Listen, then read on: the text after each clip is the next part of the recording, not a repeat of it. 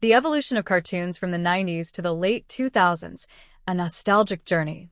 If you grew up during the 90s and early 2000s, chances are that cartoons played a huge role in your childhood. For many of us, Saturday mornings were sacred. Those hours spent in front of the TV, bowl of cereal in hand, watching our favorite animated characters go on wild adventures, face off against impossible odds, and learn a life lesson or two. But cartoons were more than just a source of entertainment. They were a reflection of society and its evolving cultural landscape. As the 90s gave way to the late 2000s, the world of animation underwent a significant transformation, not just in terms of technology and storytelling, but also in the way it represented diversity, humor, and life lessons. Let's dive into the evolution of cartoons during this era, exploring the creative shifts, the way they tackled social issues, and how they resonated with audiences across generations. 1. The golden age of 90s cartoons. Bold, imaginative, and unapologetically weird. The 1990s is often referred to as the golden age of television animation. It was a time when networks were taking risks, experimenting with bold, imaginative content that blurred the line between children's entertainment and something deeper. Cartoons of this era weren't just colorful distractions for kids. They were often layered with humor, absurdity, and, in some cases, surprisingly mature themes. Age, Nickelodeon's influence. From Rugrats to Hey Arnold. Nickelodeon, often hailed as the king of 90s cartoons, was instrumental in shaping this era. Shows like Rugrats, 1991, captured the world through the eyes of toddlers, blending childhood innocence with surprisingly adult themes. The genius of Rugrats lay in its ability to tackle big ideas, like sibling rivalry, fear of abandonment, and even religion, with a quirky sense of humor. Despite being babies, Tommy, Chucky, Angelica, and the gang were relatable to kids and adults alike. Then came Hey Arnold, 1996, a show that was way ahead of its time in terms of diversity and social consciousness. Set in a multicultural, urban environment, Hey Arnold introduced kids to complex themes like poverty, immigration, and broken homes, all while focusing on a football-headed kid with a heart of gold. Arnold's neighborhood was a melting pot of characters from different ethnicities and backgrounds, making it one of the most realistic and progressive depictions of urban life in animation. Beach absurdity and irreverence. Ren and Stimpy and Rocco's Modern Life. If you were a fan of offbeat humor, the Ren and Stimpy Show, 1991, was probably your jam. This show took absurdity to a whole new level with its surreal animation style and gross-out humor. Ren, a psychotic chihuahua, and Stimpy, his dim-witted cat friend, engaged in some of the most bizarre antics ever seen on children's television. But what made Ren and Stimpy groundbreaking was its willingness to push the boundaries of what was considered acceptable for kids' programming. It had slapstick humor, strange surrealism, and a kind of dark, subversive edge that would later influence shows like South Park and Family Guy. Rocco's Modern Life, 1993, was another Nickelodeon classic that thrived on satire and absurdity. While on the surface it appeared to be a show about a wallaby navigating adult life in a strange city, Rocco's Modern Life was a sharp critique of consumerism, corporate greed, and even the mundanity of everyday life. As kids, we may not have understood the deeper satire, but it planted the seeds of social awareness early on. See Superheroes Rise Again, Batman, the animated series, and X-Men. The 90s was also a time for a renaissance in superhero animation with Batman, the animated series, 1992, leading the charge. This wasn't just a cartoon about a guy dressed as a bat. It was a masterclass in storytelling, animation, and character development. Dark, atmospheric, and deeply psychological, Batman, the animated series took inspiration from film noir and brought Batman's rogues gallery to life in a way that was both haunting and empathetic. Villains like Mr. Freeze and Two-Face weren't just evil for the sake of it. They had tragic backstories that made them complex characters rather than just obstacles for Batman to punch through. Around the same time, X-Men, the animated series, 1992, gave us a superhero team that wasn't just fighting bad guys. They were fighting for acceptance. The X-Men, with their powers representing various social outcasts, were a metaphor for marginalized groups in society. The show tackled issues like racism, prejudice, and civil rights in a way that was accessible to kids, but resonated with adults as well. It was another example of how 90s cartoons weren't afraid to address heavy, real-world issues under the guise of entertainment. 2. Early 2000s, the era of silliness and substance. As the calendar flipped to the 2000s, cartoons began to shift in both style and substance. With advancements in animation technology and a growing awareness of societal issues, cartoons of the early 2000s straddled the line between silly and substantial, blending slapstick humor with surprisingly deep narratives. A. SpongeBob SquarePants, the king of surreal comedy. One of the most iconic cartoons to emerge from the early 2000s was SpongeBob SquarePants, 1999. At first glance, SpongeBob appeared to be just a goofy show about a talking sponge who lives in a pineapple under the sea.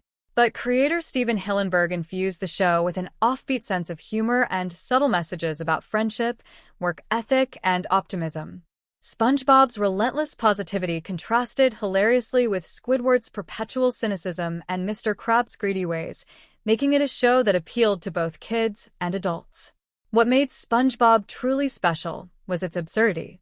The humor was random and unpredictable, and the animation often took a surreal turn. But underneath the silliness were relatable themes about growing up, feeling out of place, and finding happiness in the small things. It's no wonder that SpongeBob became a cultural phenomenon, spawning memes, movies, and merchandise that continue to be relevant even 2 decades later. B. Samurai Jack. Artistry meets minimalism. In stark contrast to the zany world of SpongeBob was Samurai Jack, 2001, an action-packed, visually stunning cartoon that leaned heavily on minimalism and artistry. Created by Genndy Tartakovsky, Samurai Jack followed a lone samurai trapped in a dystopian future, battling his way through various foes in search of a way back to the past. What sets Samurai Jack apart was its unique animation style. Each episode felt like a moving painting, with long stretches of silence, dramatic landscapes, and minimal dialogue. The show was a meditation on loneliness, honor, and the timeless battle between good and evil. Its mature themes and cinematic approach to storytelling were rare for children's animation at the time, making it a beloved series for both kids and adults alike. C's diversity and representation, The Proud Family and Avatar, The Last Airbender. As the 2000s progressed, cartoons began to emphasize diversity and representation in more meaningful ways. The Proud Family, 2001, was one of the first animated shows to feature a predominantly African-American cast, centering on the life of Penny Proud and her hilarious, loving, and sometimes over-the-top family. The show dealt with cultural identity, family dynamics, and the challenges of adolescence, all while showcasing Black culture in a positive and authentic way. It was a groundbreaking series that opened the door for more representation in children's animation. Perhaps one of the most celebrated cartoons of the early 2000s was Avatar, The Last Airbender, 2005. Set in a fantastical world inspired by Asian cultures, Avatar followed Aang, the last Airbender, on his journey to defeat the Fire Nation and bring peace to the world. What made Avatar so special was its deep mythology, complex characters, and themes of war, peace, destiny, and forgiveness. It tackled heavy issues like genocide, colonialism, and spirituality in a way that was accessible to younger audiences, without sacrificing the emotional depth needed to resonate with older viewers. Avatar, The Last Airbender was also a huge leap forward in terms of representation, with a cast of characters that reflected different races, cultures, and philosophies. It set a new standard for animated storytelling, blending Eastern and Western influences in a way that felt fresh and inclusive. 3. Late 2000s, the age of meta-humor and social awareness. By the late 2000s, the world of animation had evolved even further, with cartoons beginning to embrace meta-humor, social awareness, and more sophisticated storytelling techniques. Shows were no longer just for kids. They were becoming a cultural phenomenon that appealed to all ages. 8. The rise of meta-humor, Phineas and Ferb and the Fairly OddParents. Cartoons in the late 2000s began to lean heavily into meta-humor, breaking the fourth wall, and playing with the conventions of storytelling. Phineas and Ferb, 2007, was a prime example of this trend. The show followed two stepbrothers as they embarked on increasingly outrageous summer adventures, all while their sister Candace tried to expose them to their mom. But the beauty of Phineas and Ferb lay in its self-awareness. The characters frequently acknowledged the absurdity of their situation, and the show's musical numbers and recurring gags became a signature feature. The Fairly OddParents, 2001, was another show that thrived on meta-humor. Timmy Turner's fairy godparents, Cosmo and Wanda, granted him wishes that often went hilariously wrong, and the show regularly poked fun at itself with clever writing and pop culture references. It was a blend of slapstick humor and deeper, more thoughtful commentary on growing up, responsibility, and the consequences of getting exactly what you wish for. B. Cartoons as social commentary. Foster's Home for Imaginary Friends and Chowder. As animation continued to evolve, shows began to tackle issues like friendship, belonging, and individuality in more nuanced ways. Foster's Home for Imaginary Friends, 2004, was a heartwarming series about a foster home for abandoned imaginary friends.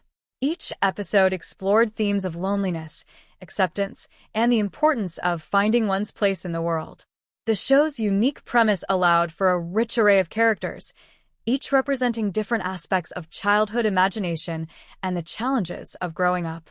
Similarly, Chowder, 2007, was a whimsical series about a young chef's apprentice living in a fantastical world of food and magic.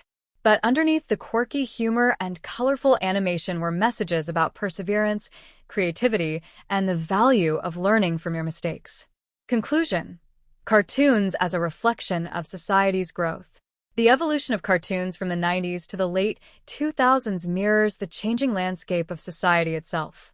As animation technology improved, so did the scope and ambition of the stories being told. Cartoons went from simple, episodic adventures to complex narratives that tackled real-world issues like diversity, identity, and social justice. From the multicultural cast of Hey Arnold to the profound lessons of Avatar, The Last Airbender, cartoons became more than just entertainment. They became a platform for reflection, empathy, and understanding. The late 2000s saw cartoons embracing meta-humor and self-awareness, blending fun with substance in ways that continue to resonate with audiences today. As we look back on this golden age of animation, it's clear that cartoons have not only entertained us, they've shaped how we view the world and each other, one episode at a time. Today is your lucky day. Today is the day that our $3 website works for you, paying you directly to your PayPal daily. Imagine $3 ongoing continuous payments to your PayPal account. Imagine falling asleep and waking up to $300 in your PayPal account. How would this make you feel? How could this help you? What bills could you pay? What kind of fun could you have? What does that retirement look like now? All for a one-time payment of $3. This website is DFY done for you, fully built and completely hosted, and never stops collecting payments for you. You have spent $3 on coffee on a regular, but that coffee won't help you create multiple streams of income. Click the link below.